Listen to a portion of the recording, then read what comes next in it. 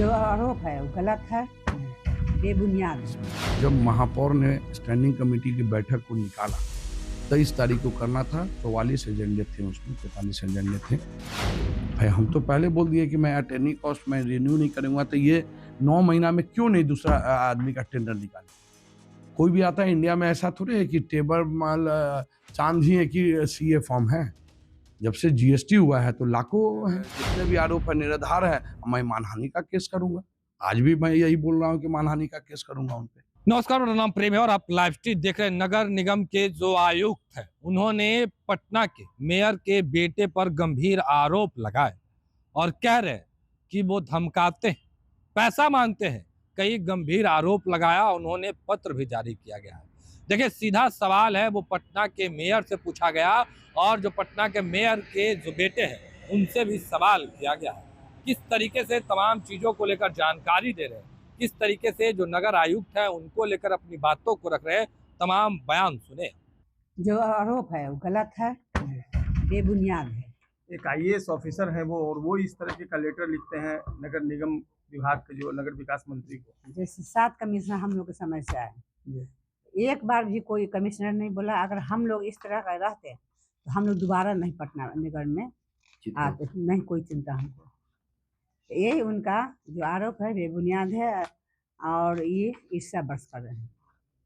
किस बात की ईर्ष्या हो गई उनको पटना मेयर से? आपको जनप्रतिनिधि हैं, आपको जनता ने चुना है, तो वो जाने, हम तो काम तो ठीक ही से कर रहे हैं।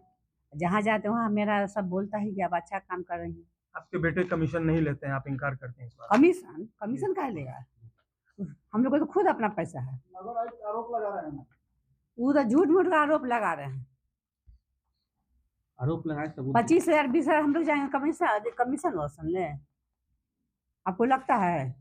तो ऐसे में नगर निगम का काम आगे कैसे बढ़ेगा अगर आप लोग काम तो बढ़ ही रहा है। आज मीटिंग अच्छा से हुआ है, सौहार्दपूर्ण वातावरण हुआ है।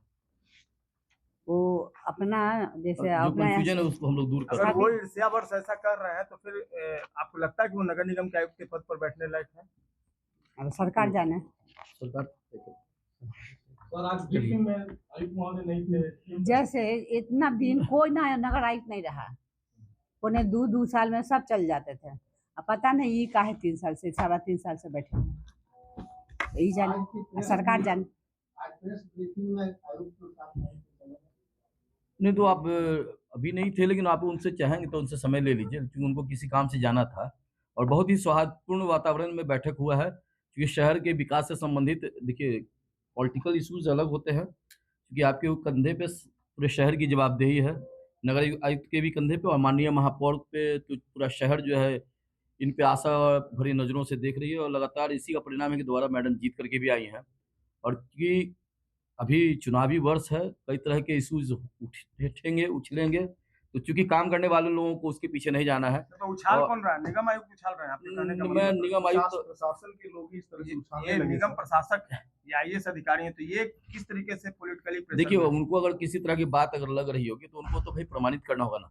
कोई भी चीज़ अगर हम भी किसी को कहते हैं हम नगर आयुक्त के ऊपर अगर किसी तरह का लालचन करें तो बिना प्रमाण का तो किसी तरह का लालचन लगाना उचित उन्होंने नहीं है। जो सरकार को पत्र लिखा बगैर तो सरकार, चूंकि नीतीश कुमार की सरकार है, सुशासन की सरकार है, उन्होंने जो पत्र लिखा बगैर साक्ष्य का लिखा है, आपका कहना है? मेरा कहने का मतलब है कि फिर तो समय दीजिए ना उनको। उन्होंने लिखा अगर है, और हमारे नीतीश कुमार माननीय मुख्यमंत्री की निगरानी में सारी ये देश प्रदेश हमारा प्रदेश चल रहा है, आप अवसर दीजिए, उनको मौका दीजिए। अगर उन्होंने लिखा उसमें सच्चाई होगी तो दोषी को सजा मिलेगा, मिलना चाहिए। सर, संलेख में भी शिशिर जी के खिलाफ नगर आयुक्त ने मुख्यमंत्री को भी पत्र लिखा है, नगर विकास मंत्री को भी लिखा है संलेख में, तो क्या कहेंगे? देखिए, मैं भी आपके विषय में कुछ कह दूं, ठीक है, कई चीजें कहने करने में अंतर होता है। आरोप लगाया जा सकता है, आरोप को प्रमाणित करना पड़ता है। पहले आप आरोप प्रमाणित करिए। मैंने बार बार कह रहा हूँ, माननीय मुख्यमंत्री के राज्य में, नीतीश कुमार के राज्य में यहाँ भ्रष्टाचार का कोई जगह नहीं है।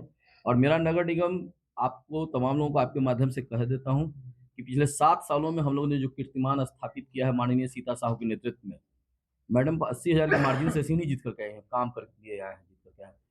कुछ मजबूरियां होंगी किन्हीं की, कुछ कारण होंगे, हम उन कारणों में जाते नहीं, क्योंकि जानकारी भी नहीं है मुझे, उनमें जाना भी मुझे नहीं चाहिए। उनको अगर शंका है तो जांच करा लें, हम निष्पक्ष जांच के लिए तैयार हैं, मेयर तैयार है, आप जांच करा लीजिए। हम काम करने के लिए आए हैं, हमको किसी की क्षमता पे भी शंका नहीं है, हमारे नगर आयुक्त की क्षमता पे भी शंका नहीं है। उनके मंशा पे भी कोई शंका नहीं है। एक अच्छी टीम है। स्थितियां परिस्थितियां कभी कभी होती है, लेकिन हम अच्छा काम कर रहे हैं मिलजुल करके। आज हमने अच्छा काम आप शहर के हित में किया है। सरकार को अपना काम करने दीजिए, जिनको जो करना है। अगर हमको लग रहा है उनके कार्यशैली में जो कमी है तो माननीय महापौर की तरफ से सरकार को हम अवगत कराएंगे। उनको लग रहा है अगर तो वो अवगत कराए, बाकी तो सरकार है निष्पक्ष जांच करे। मेरा कहना था कि 15/1/2025 में जब महापौर ने स्टैंडिंग कमेटी की बैठक को निकाला, 23 तारीख को करना था। 44 एजेंडे थे उसमें, 45 एजेंडे थे। तो 23 तारीख को कमिश्नर साहब को क्या जरूरत पड़ गया बिना पास हुए स्टैंडिंग अप बोर्ड से कि वित्तीय वर्ष 2024 की 1 करोड़ को लंबित योजनाओं का निर्वहन के संबंध में, जब आपको 23 का 1 करोड़ में अभी 72 योजना लंबित है, ठीक है, ये करना है। जब हम ला दिए तो करना था कि भाई अब 2 महीना बचा है। इनका आरोप था कि 2 महीना बचा है, ये नहीं होगा। इनको क्यों चिंता है? मतलब चिंता तो भाई पहले जो काम किए हैं, और 24 के 75 योजना पेंडिंग है 1 करोड़ में, जिसमें पैसा नहीं गया। लगभग आपको 26 और 9 लगभग मोटा मोटी आपको 36 करोड़ रुपया भी उसमें बकाया है, दोनों 1-1 करोड़ योजना में। ये निकाले हैं, ये सब ठीक था, अच्छा है निकाले। मैडम भी 23 तारीख को देखिए उसी डेट में निकाले, और उनको जब पता चला वहाँ की मैडम निकाले हैं तो ये चिट्ठी लिखे और विभाग को लिखते हैं उस परिस्थिति में असंवैधानिक कृत्यों के संबंध में सरकार को अवगत किया। क्या महापौर मैडम असंवैधानिक कृत्य कर दी? क्या आपको ये चिट्ठी भेजना पड़ गया भाई? तो क्या कर दी? मगर उनका आरोप है सर कि बैठक में कर्मचारियों के साथ दुर्व्यवहार वगैरह का जो नहीं, मेरा कहना है कि बैठक में आप इतने दिन में 7 साल में कौन स्टैंडिंग के बैठक में मैं बैठा हूँ, ये बताइए। कोई एक भी बता लीजिए। जितने भी अधिकारी कर्मचारी है स्टैंडिंग है, माननीय मेयर है, डिप्टी मेयर है, या हम लोग के जो शॉर्ट हैंड लिखते, पूछेगा कि मैं एक भी बैठक में अंदर बैठा हूँ क्या? जब भी बोर्ड होता है मैं दरअसल दीघा में बैठता हूँ, और जैसे सब बैठते हैं उसमें भी अभी विभाग का चिट्ठी आ गया है कि सिर्फ 20 आदमी पटना नगर निगम में बैठेंगे। जो महापौर जिसको आप पास बनाएगी, अब नियम सख्त होगा। अब पहले हम लोग गिनते नहीं थे, 20 ही आदमी बैठेंगे। अब तो फिर तक क्या कहना है सर कि नए डायरेक्ट आप पर आरोप लगा रहे हैं? आप क्या कर रहे हैं? आरोप तो मैं लगाया ना उन पर। 2-2 चिट्ठी महापौर का गया है। अब सीए टीम को जब हमको 3+3 लिखते हैं, तो 3 जब पूर जाएगा ना, तो वो हमको पहले परमिशन लेंगे उसको एक्सटेंशन करने का। तो मैं 2 साल का एक्सटेंशन दिया। मैं मतलब हम महापौर की तरफ, मतलब हम अपना नगर निगम के सभी तो एक्सटेंशन दिया।